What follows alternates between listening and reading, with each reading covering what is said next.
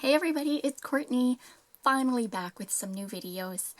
I know it's been a really long time since I have posted anything. Lots of things just kind of happened and it kind of wore me down. I'm not going to mention it on here, but I did do a bit of a rant on my blog. If you're interested, I will post a link down below if you want the dirty details, but I'm just going to leave it there for now. Today I thought I would do a video regarding some very common flight attendant questions I get asked by wannabe flight attendants or people just curious about the industry. Very common, but you know, the internet only offers such a vague idea. So I thought, personally, with my information from being a flight attendant now for almost 5 years, I'd be able to pass on some information and answer these questions for you who want to know. First, a disclaimer. All information is from my personal experience and information I have gathered throughout the years.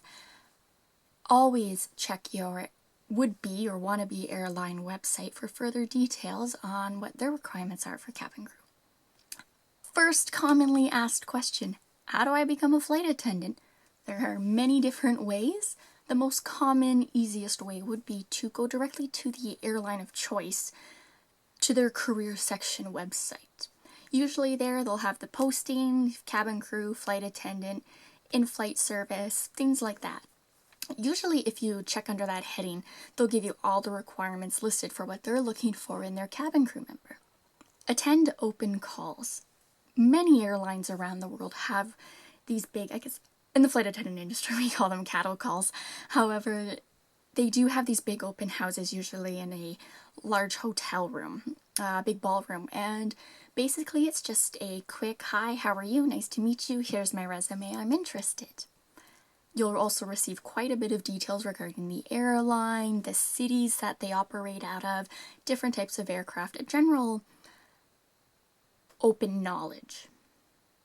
Go to a flight attendant school. They do exist. I know in Toronto here there are a couple, and they just kind of teach you the basics of being a flight attendant, types of aircraft, things to do with the aviation industry in general.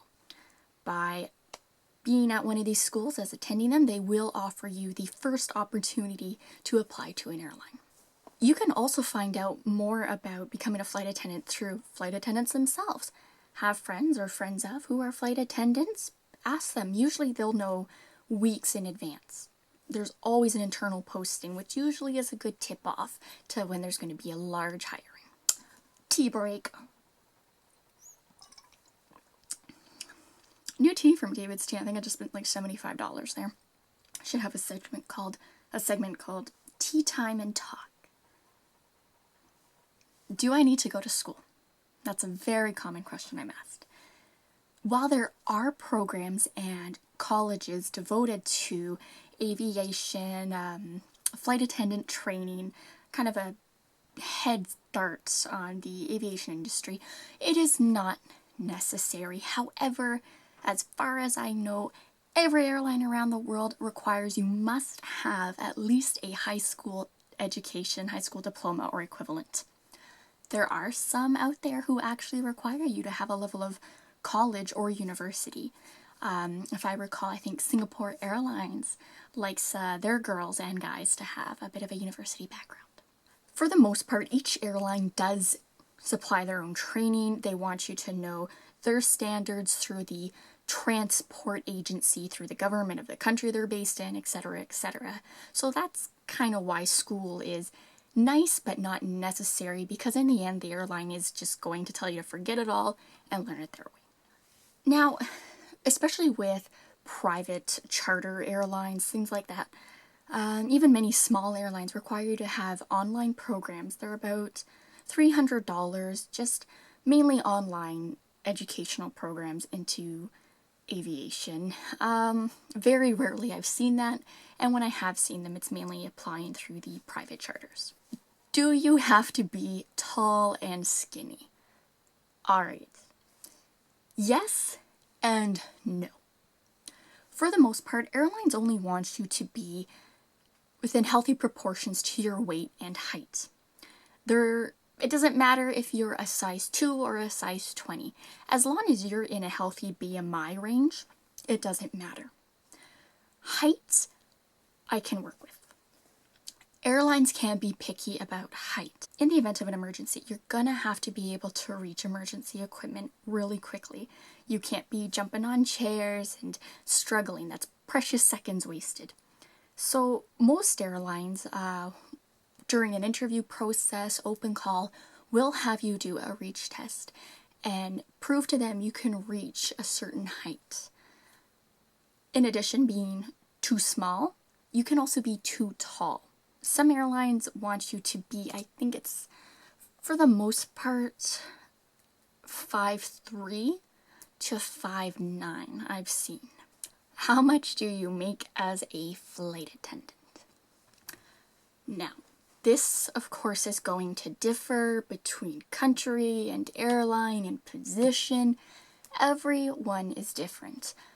Me personally, when I first started at my airline, my starting wage, I think, was $26. However, I did my research and found out that the average pay scale in Canada is usually around $21 an hour. However, like I said, that differs all between airlines and positions, etc., etc. In the United States, according to my research, a flight attendant usually starts around $18,000 a year.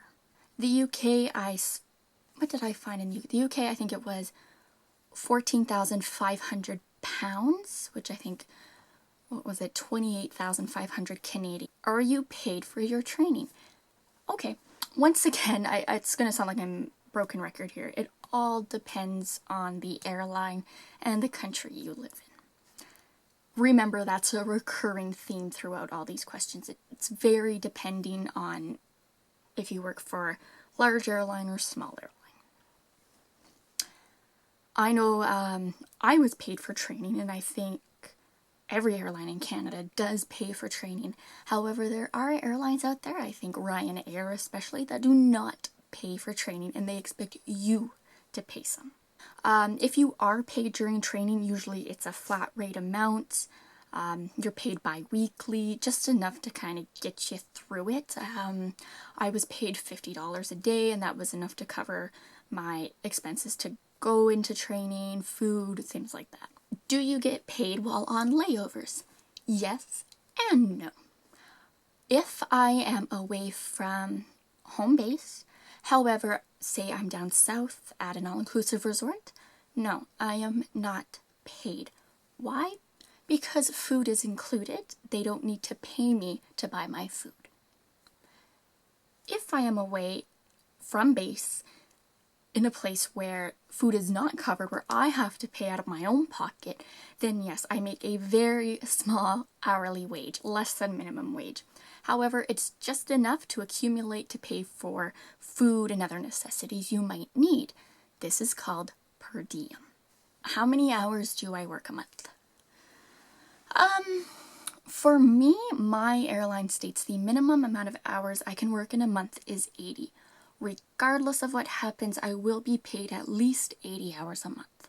There are airlines that have a minimum of 70, going all the way up to 90 hours a month. All depends. Now, of course, you always have the option to work more hours.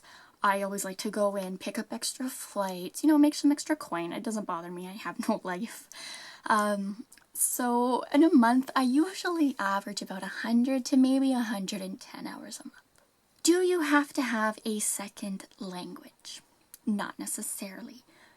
Airline recruitment groups online through their careers website will always state if they want you to have a language or not. My airline, I went in with no second language. But for fun, to kind of advance myself, I did end up learning French. Is it any benefit? No, but it does open up more opportunities for you in the future. For the most part, you have to have a advanced to intermediate grasp of English. English is the most widely spoken language in the world at time of research, so airline industries have to have English-speaking crew. Pilots have to know English, as do air traffic controllers. Pilots flying, say, from Mexico to Spain will all speak English all the way through. Cabin crew are always met with a variety of people. It's good to know English for the most part, as most people, their first language or second language is usually going to be English. If you are applying to your country's flag carrier, so your country's main airline, so in Canada, Air Canada, Germany, Lufthansa, Singapore Airlines, you get my drift. They're going to want you to speak English and the main language of that country. So in Canada, being English and French are our two main languages, Air Canada is going to want you to have both so you can meet with both demographics. What if I have tattoos? Okay, there are some airlines around the world that if you have a tattoo, it is an automatic no. Especially the Middle Eastern and Asian airlines. They are very quick to dismiss people with tattoos. Nothing against them. I don't care. I don't have any personally. I don't care if you have them or my dog has one. In the aviation industry, I guess it's just a matter of professionalism. If you have tattoos and they're all showing everywhere, I guess they think that it doesn't show a level of professionalism. For the most part, airlines are really good to people with tattoos. All they ask is that you can cover them with the uniform or with some type of band-aid or makeup. Visible piercings of the face, the tongue, or more than one on each ear is also usually a no-go, so just keep that in mind. Are the uniforms nice? Yes, I do get asked this question, and yes, for the most part, airline uniforms are really nice. They have come a long way since navy blue polyester, knee-length skirt, shoulder pad blazer, and grandma knitted vest. A lot of them now are more fashion forward, many designers. I know Christian Lacroix, I believe, does the Air France uniforms. Most people are decked out in designers for work. It's actually pretty neat. I do have a designer uniform. That's actually really cool. As a flight attendant, you're representing your airline. You are the face of the airline. So of course your airline is going to want you to look top-notch and really good in that uniform. So they're not going to just hire Joe Blow off the street to put two pieces of fabric together.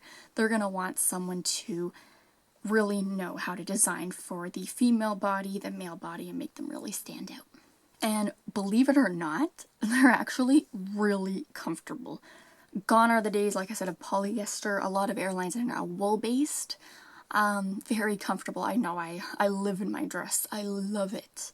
I can't wait to get my new complement so I can just buy more dresses because the one I have now, it's on its last threads. How do you decide where you want to fly?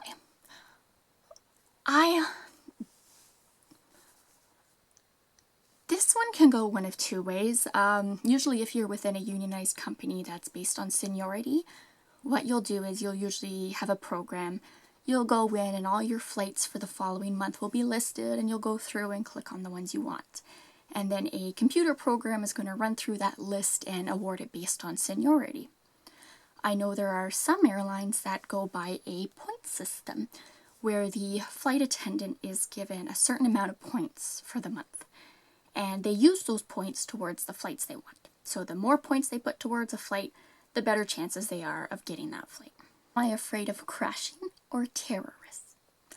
No, not at all. I got way too many other things going on to even think about that for a second. I am more concerned about busy dayliner flights to the south where there's going to be a bunch of party animals on board who want to drink, and I'm going to have to watch them like a hawk, and then I got to worry about cutting them off, and if they're going to overreact, if they're going to get nasty, how am I going to handle the situation? Other issues bothering me are dealing with catering, gate agents, making sure I get that door closed on time, pushing back. I got a captain in my ear. That stresses me out a lot more than thinking about a plane going down or a terrorist. So for the most part, that's the most common questions I am asked by wannabe flight attendants or people just interested in the industry. I would love to hear your questions. By all means, please post them down below. Post them to me on Twitter. please, I would love to hear them. I love answering questions and I love helping everyone out. It is because of you guys on YouTube that I keep doing this, why I came back. So thank you so much for subscribing to me and watching my videos and liking them. It means the world to me. And I'm so happy to be back doing this for all of you guys again. So for now, take care, fly safe, and I'll see you soon. Bye!